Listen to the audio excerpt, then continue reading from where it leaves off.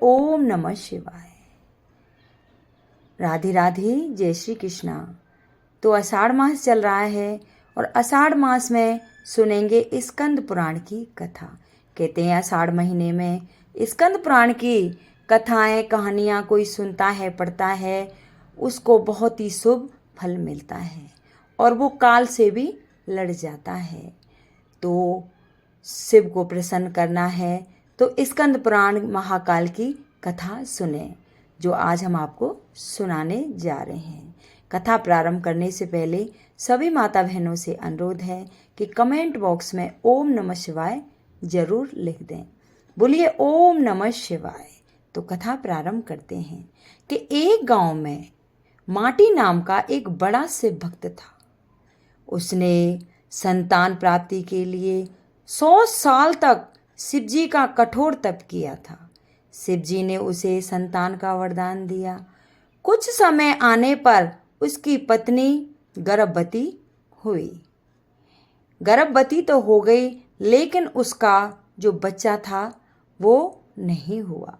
पत्नी का प्रसव 4 साल तक नहीं हुआ तो माटी को बड़ी चिंता हो गई और उसने पता लगाया तो उसे पता चला कि गर्भ का बालक काल मार्ग नामक राक्षस के डर से बाहर ही नहीं निकल रहा है। माटी ने सोचा कि क्यों ना गर्भ में स्थित शिशु को शिव ज्ञान दे दिया जाए। उसने शिशु को शिव ज्ञान देना शुरू किया, जिससे शिशु को बोध हुआ और वह बाहर निकल आया। माटी ने काल मार्ग से डरने के कारण अपने पुत्र का नाम रखा काल भीति।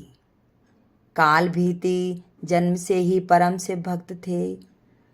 बड़ा होते ही काल भीति घोर तपस्या में चले गए।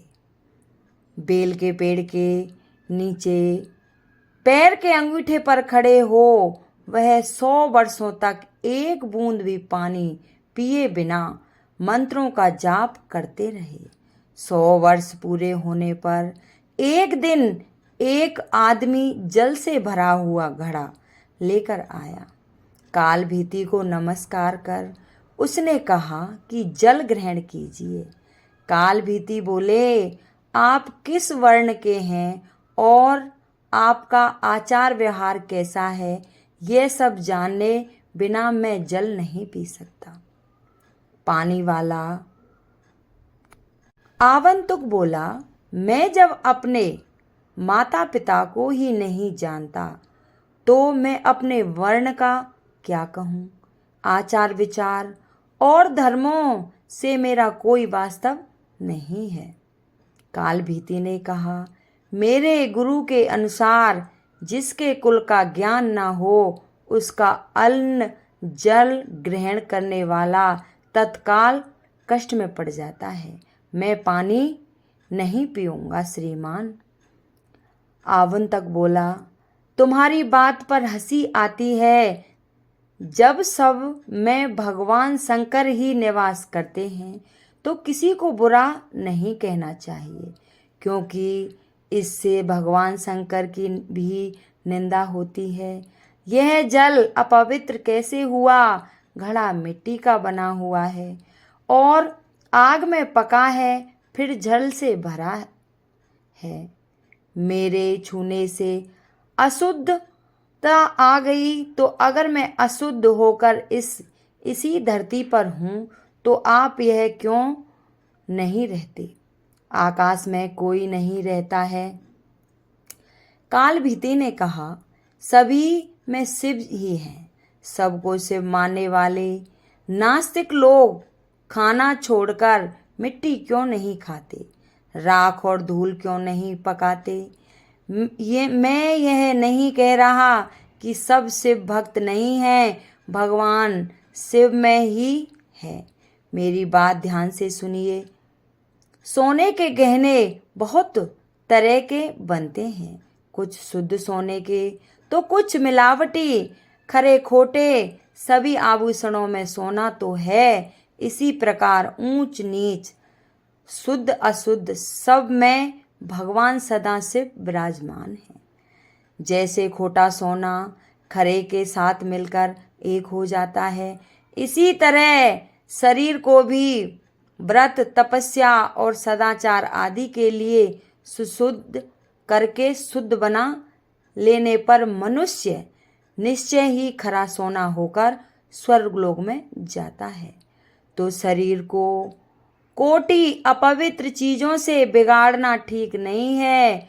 जो व्रत उपवास करके शुद्ध हो गए हैं वह भी यदि इस तरह अशुद्ध होने लगे तो थोड़े ही दिनों में पतित हो जाएगा। इसलिए आपका दिया पानी तो मैं कभी नहीं पीऊंगा।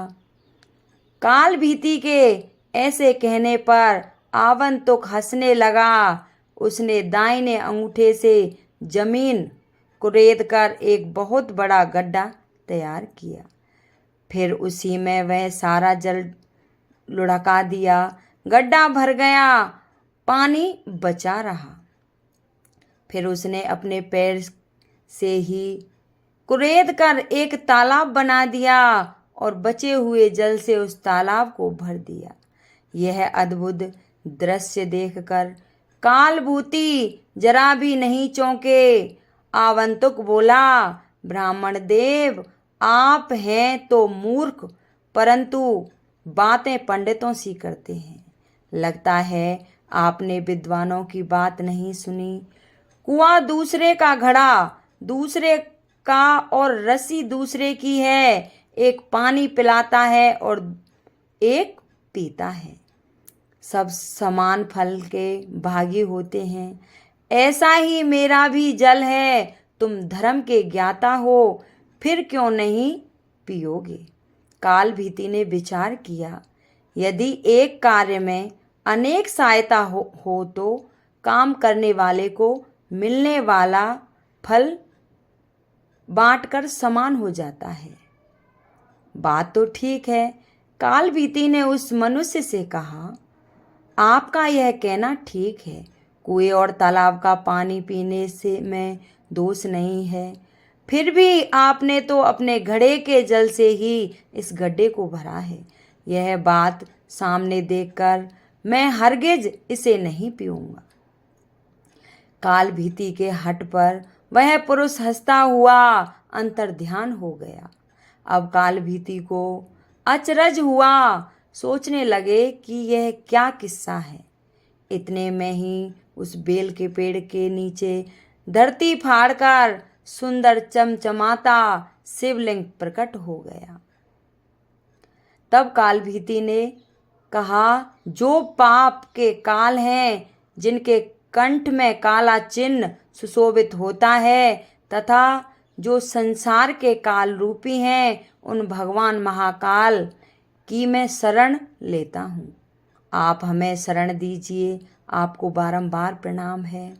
काल भीति की स्तुति पर महादेव उस लिंग से प्रकट हुए और कहा, ब्राह्मण, तुमने